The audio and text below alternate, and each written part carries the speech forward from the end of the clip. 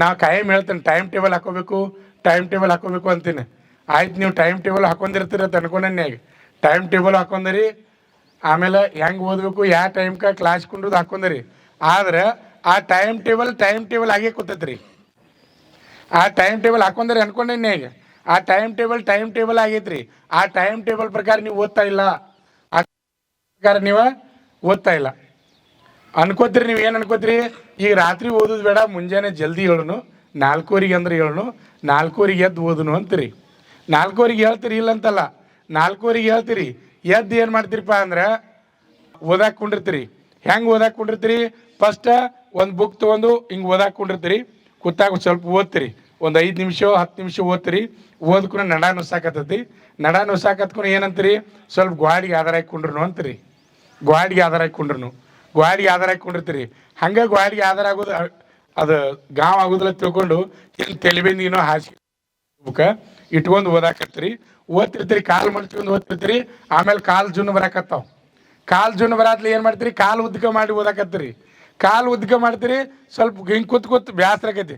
ಸ್ವಲ್ಪ ಹಿಂಗೆ ಜರದು ಹಿಂಗೆ ಮಲ್ಕೊಂಡು ಓದೋದ್ರಿ. ಮತ್ತು ಹಿಂಗೆ ಮಲ್ಕೊಂಡು ಓದಾಕತ್ತೀರಿ. ಎಲ್ಲರೂ ಮಲ್ಕೊಂಡು ಓದಾಕತ್ತೀರಿ. ಓದ್ತಾ ಏನಾಕೈತಿ ಅಂದ್ರೆ ನೀವು ಅಲ್ಲೇ ನಿದ್ದಿನ ಚಾಲು ಆಕತ್ರಿ.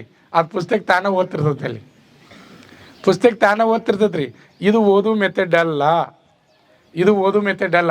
ಯಾವ ರೀತಿ ಓದ್ಬೇಕಪ್ಪ ಅಂದ್ರೆ, ಮುಂಜಾನೆ ಎದ್ದುಕುಣ ನೀವು ಫ್ರೆಶ್ ಆಗಿ ಮುಖ ತೊಳ್ಕೊಬೇಕು. ಫಸ್ಟ್ ಮುಖ ತೊಳ್ಕೊಂಡು ಫ್ರೆಶ್ ಆಗಿ ಆರಾಮ್ ಒಂದು ಒಳ್ಳೆ ಜಾಗ ನೋಡಬೇಕು, ಒಂದು ಜಾಗ ಮಾಡ್ಕೋಬೇಕು. ಆ ಜಾಗ ಗೊತ್ತು ಮಾಡಿಕೊಂಡು ಅಲ್ಲಿ ಹೋಗಿ ಕುಂಡಿರ್ಬೇಕು. ಅಲ್ಲೇನು ಕುರ್ಚಿನೇ ಬೇಕು ನಮ್ಗೆ, ಟೇಬಲ್ ಬೇಕು ನಮ್ಗೆ, ಹಿಂಗೇನೂ ಇಲ್ಲ. ನೀವು ಓದವ್ರು ಎಲ್ಲಿದ್ದರೂ ಓದ್ತಾರೆ ರೀ. ಅಂಬೇಡ್ಕರ್ ಓದು ಮುಂದೆ ಅವ್ರ ಮನ್ಯಾಗ ಲೈಟ್ ಸಹಿತ ಇದ್ರಿಕಿಲ್ರಿ. ಅವ ಬೀದಿ ದೀಪದ ತೆಳಗೆ ಕೂತ ಓದಿದ್ರಿ. ಅಂಬೇಡ್ಕರ್ ಜಗತ್ ಪ್ರಸಿದ್ಧ ಆದ. ಅವ್ರ ಮನ್ಯಾಗ ಲೈಟ್ ಇದ್ರಿಕಿಲ್ರಿ, ಹೊರಗೆ ರಸ್ತೆ ಲೈಟ್ ಕೆಳಗೆ ಕೂತು ಓದಿ ಜಗತ್ ಪ್ರಸಿದ್ಧ ಆದ್ರಿ. ಓದಾವ ಎಲ್ಲಿದ್ರು ಓದ್ತಾನೆ ರೀ. ಆಮೇಲೆ ಇನ್ನೊಂದು ಏನಪ್ಪ ಅಂದ್ರೆ, ಆ ಜಾಗ ಹೆಂಗಿರ್ಬೇಕಂದ್ರೆ ಶಾಂತ ಇರ್ಬೇಕ್ರಿ. ನೀವು ಕ್ಲಾಸ್ ರೂಮ್ನಾಗ ಕೂತು ಓದ್ರಿ, ಲೈಬ್ರರಿಯಾಗ ಕೂತು ಓದ್ರಿ. ರೂಮ್ನಾಗ ಸೈಲೆಂಟ್ ಇತ್ತು, ರೂಮ್ನಾಗ ಓದ್ರಿ. ನಿಮ್ಗೆ ಎಲ್ಲಿ ಸೈಲೆಂಟ್ ಅದ ಜಾಗ ಅಲ್ಲಿ ಕೂತ್ಕೊಂಡು ಓದಬೇಕು. ಇದೇ ಜಾಗ ಅಂತಲ್ಲ, ನಮಗೆ ಲೈಬ್ರರಿನ ಬೇಕಂತೂ ಅಲ್ಲ, ಓದಾವ ಎಲ್ಲಿದ್ರು ಓದ್ತಾನೆ ರೀ. ಅದಕ್ಕೆ ನಿಮ್ಗೆ ಎಲ್ಲರಿಗೂ ಹೇಳ್ತಾನೋ, ಒಂದು ಚಲೋ ಜಾಗ ನೋಡ್ಕೊಂಡು ಕುತ್ಕೊಂಡು ಫ್ರೆಶ್ ಆಗಿ ಮುಖ ತೊಳ್ಕೊಂಡು ಓದಾಕ್ ಕುಂಡಿರ್ಬೇಕ್ರಿ. ಆಮೇಲೆ ಕೆಲವೊಂದು ಜನ ಓದ್ತಾರ್ರಿ, ಇಲ್ಲ ಅನ್ನಂಗಿಲ್ಲ. ಹೆಂಗೆ ಓದ್ತಾರಂದ್ರೆ, ರಾತ್ರಿ 3-4 ಗಂಟೆ ತನಕ ಓದ್ತಾರ್ರಿ. ರಾತ್ರಿ 3-4 ಗಂಟೆ ತನಕ ಓದ್ತಾರ್ರಿ. 4 ಗಂಟೆ ತನಕ ಓದ್ತಾರೆ. ಆದರೆ ಬೆಳಗ್ಗೆ ಅದು ಕೇಳ್ರಿ ಏನು ನೆನಪಿರಂಗಿಲ್ಲ ರೀ. ಹಂಗೆ ಓದು ಮೆಥಡ್ ಅಲ್ಲ ಅದು. ಕೇಳ್ರಿ, ಲಕ್ಷ ಕೊಡ್ರಿ ಕಡೆ. ಹಂಗೆ ಓದು ಮೆಥಡ್ ಅಲ್ಲ ಅದು. ಅಷ್ಟು ಓದೋದು ಅವಶ್ಯಕತೆನೇ ಇಲ್ಲ. ನೀವು ಹೆಂಗೆ ಓದ್ಬೇಕಪ್ಪ ಅಂದ್ರೆ, ಒಂದು ಮಿನಿಮಮ್ ಒಂದು 40 ನಿಮಿಷ ರೀ. 40 ನಿಮಿಷ ಟೈಮ್ ಇಟ್ಕೋದು. ಹೆಂಗೆ ಇಟ್ಕೋದಪ್ಪ ಅಂದ್ರೆ, ಮೊದಲೇ ಮೊಬೈಲ್ ಸ್ವಿಚ್ ಆಫ್ ಇರ್ಬೇಕು. ನಾ ಮೊದಲೇ ಹೇಳ್ತೀನಿ, ನಮ್ಮ ವೈರಿ ಯಾರಂದ್ರೆ ಮೊಬೈಲರ್. ಈಗ ನಮ್ಮ ವೈರಿ ಯಾರಂದ್ರೆ ಮೊಬೈಲ್ ರೀ, ಬೇರೆ ಏನೋ ಅಲ್ಲ. ಈಗ ಮೊಬೈಲ್. ಆಮೇಲೆ ನಮ್ಮ ಸೋಮಾರಿತನ ನಿಮ್ಗೆಲ್ಲರಿಗೂ ಗೊತ್ತಿರಲಿ.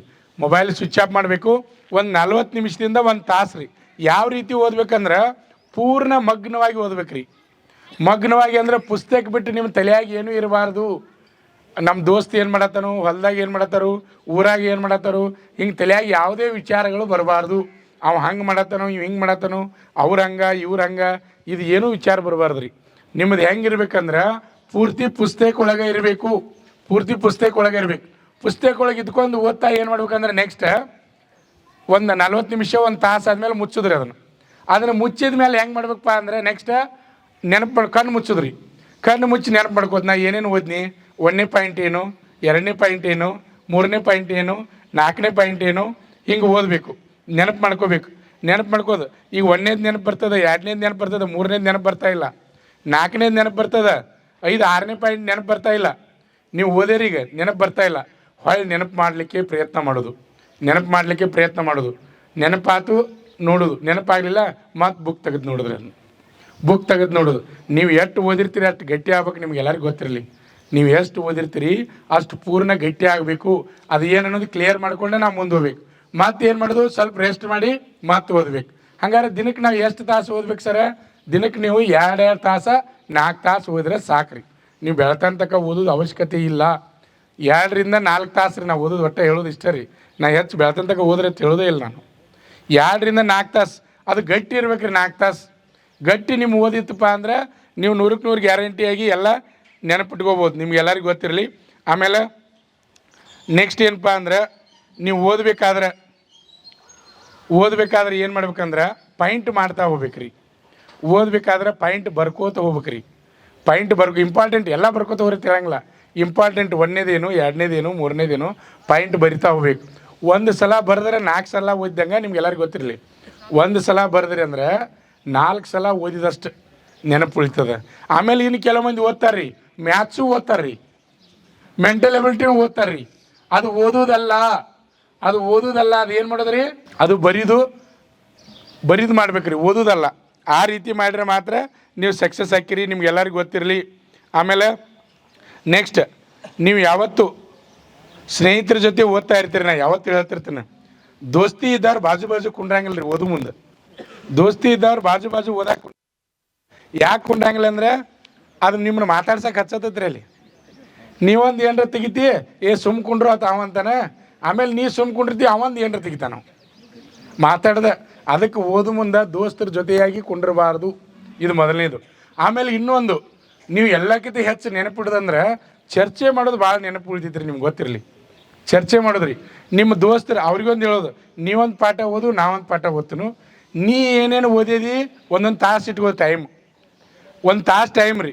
ನೀವೊಂದು ಪಾಠ ಓದು, ನಾವೊಂದು ಪಾಠ ಓದ್ತೀನು, 1 ತಾಸು ಟೈಮ್ ಇಟ್ಕೊಂಡು ಓದಿದ್ದು ಮುಗಿದ ಮೇಲೆ ನೀ ಏನೇನು ಓದ್ದೆ ಅನ್ನೋದು ಅವಂಗೆ ಹೇಳೋದ್ರಿ, ಅವು ಏನೇನು ಓದ್ದೆ ಅನ್ನೋದು ನಿಮಗೆ ಹೇಳೋದು. ಆ ರೀತಿ ಮಾಡಿರಪ್ಪ ಅಂದ್ರೆ ಅದು ನೆನಪು ಭಾಳ ಉಳಿತೈತ್ರಿ. ಸಬ್ಜೆಕ್ಟ್ ಚರ್ಚೆ ಮಾಡಿದ್ದು ಭಾಳ ನೆನಪು ಉಳಿತೈತೆ. ನೆನಪಿಟ್ಕೋರಿ ನೀವು, ಯಾವ್ದು ಬೇಕಾದಿರಲಿ.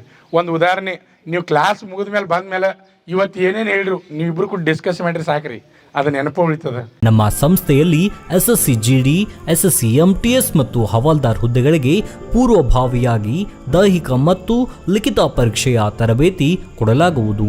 ಪ್ರವೇಶಗಳು ಪ್ರಾರಂಭವಾಗಿವೆ.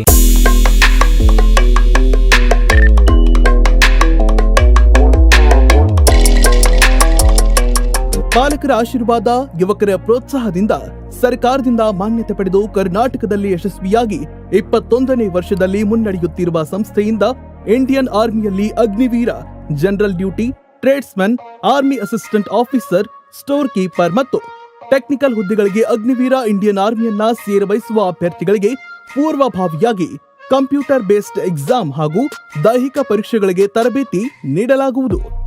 ವುಮೆನ್ ಮಿಲಿಟರಿ, ಪೊಲೀಸ್, ಸ್ಟೇಟ್ ಹಾಗೂ ಸೆಂಟ್ರಲ್ ಪೊಲೀಸ್ ಕಾನ್ಸ್ಟೇಬಲ್ ಹಾಗೂ SSC GD, BSF, CRPF, Assam rifles, ITBP, CISF, SSB ಹಾಗೂ ಮುಂದೆ ನಡೆಯುವ ಅಗ್ನಿವೀರ ಆರ್ಮಿ ರ್ಯಾಲಿಗೆ ಪುರುಷ ಹಾಗೂ ಮಹಿಳಾ ಅಭ್ಯರ್ಥಿಗಳಿಗೆ ತರಬೇತಿ ಕೊಡಲಾಗುವುದು. ಹಾಸ್ಟೆಲ್ ಸೌಲಭ್ಯ ಕೂಡ ಇರುತ್ತೆ. ಸಂಪರ್ಕಿಸಿ ಶ್ರೀ ಮಂಜುನಾಥ ಸೈನಿಕ ತರಬೇತಿ ಕೇಂದ್ರ, ಮೂಡಲ್ಗಿ, ತಾಲೂಕು ಮೂಡಲ್ಗಿ, ಜಿಲ್ಲೆ ಬೆಳಗಾವಿ, ರಾಜ್ಯ ಕರ್ನಾಟಕ. ಪ್ರವೇಶ ಪ್ರಾರಂಭವಾಗಿದೆ.